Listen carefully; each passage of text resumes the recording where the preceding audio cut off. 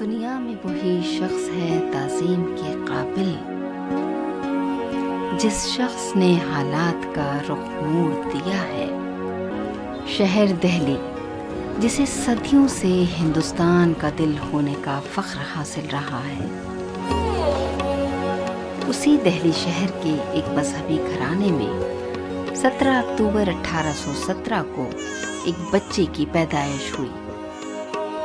اس بچے کو دیکھ کر کسی کو اندازہ بھی نہیں ہوا ہوگا کہ آنے والے وقت میں یہ معصوم سا بچہ ملک و ملت کی تقدیر بدلنے والا ہے، اور سید متقی کا یہ بیٹا آگے چل کر سر سید احمد خان کے نام سے جانا گیا. مغل سلطنت اور انگریز افسران سے سر سید کے خاندان کے خصوصی تعلقات تھے، لہٰذا سر سید کو کمپنی بہادر اور مغل دربار دونوں کو ہی قریب سے دیکھنے کا موقع ملا. انہیں سلطنت مغلیہ کے ٹمٹماتے چراغ کے کسی بھی وقت گل ہو جانے کا احساس ہو گیا تھا. اسی لیے والد اور جوان بھائی کے انتقال کے بعد انہوں نے انگریز حکومت کی ملازمت قبول کرنا ہی بہتر سمجھا. سر سید سمجھتے تھے کہ اگر کچھ کرنا ہے تو یہی راستہ اختیار کرنا ہوگا. غالب نے یہ کہا کہ سورج جو ہے وہ مغرب سے نکل رہا ہے اور مشرق میں ڈوب رہا ہے. صحیح طرف دیکھو میاں، زمانہ بدل رہا ہے.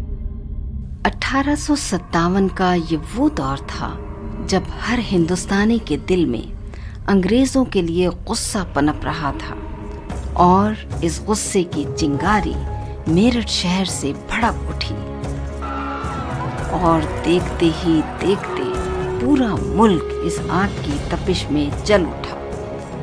سر سید کو انگریزوں کی طاقت اور ہندوستانیوں کی کمزوری کا بخوبی اندازہ تھا. سر سید نے پہلا کام جو میری نظر میں ہے وہ کیا ریہیبلیٹیشن کا، کہ مسلم قوم کو کس طریقے سے دوبارہ سے آباد کیا جائے.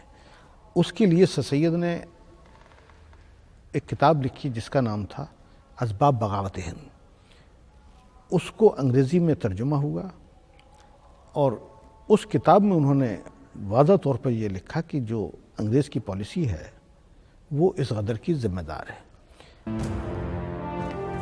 1857 کے غدر میں تباہ ہو چکے ہندوستانیوں اور خاص طور سے مسلمانوں کے حالات دیکھ کر سر سید کا کلیجہ تڑپ اٹھا. وہ مسلمانوں کی بہتری کی تدبیریں تلاشنے میں مصروف ہو گئے.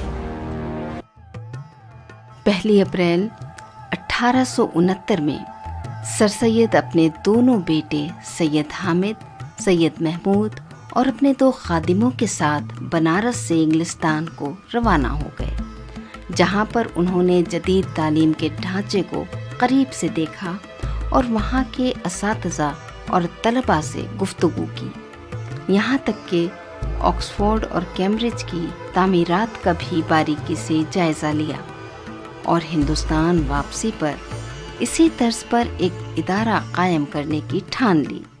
جو سر سید نے ایک تعلیمی ادارہ قائم کیا، اس کو خواب سب سے پہلے انہوں نے بنارس میں دیکھا. انہوں نے 24 مئی 1875 کو ایک علی گڑھ میں مدرسہ قائم کیا. وہ بنارس سے تشریف لائے. 8 جنوری 1877 کو جب علی گڑھ میں ماڈرن اینگلو اورینٹل کالج کی آدھارشلا رکھی جاتی ہے، تو علی گڑھ اس زمانے میں بہت چھوٹا شہر تھا، وہ فیسلٹی نہیں تھی جو بنارس میں تھی. ان کے دوست راجہ شمبھو نارائن یہاں تشریف لائے. نہ صرف تشریف لائے بلکہ وہ جو بنارس کے شامیانے تھے اور بنارس کی پلیٹیں تھیں اور بنارس میں جو وائسرائے کو بیٹھ کے کھانا کھلانا تھا، وہ تمام چیزیں راجہ شمبھو نارائن صاحب نے یہاں منگائی.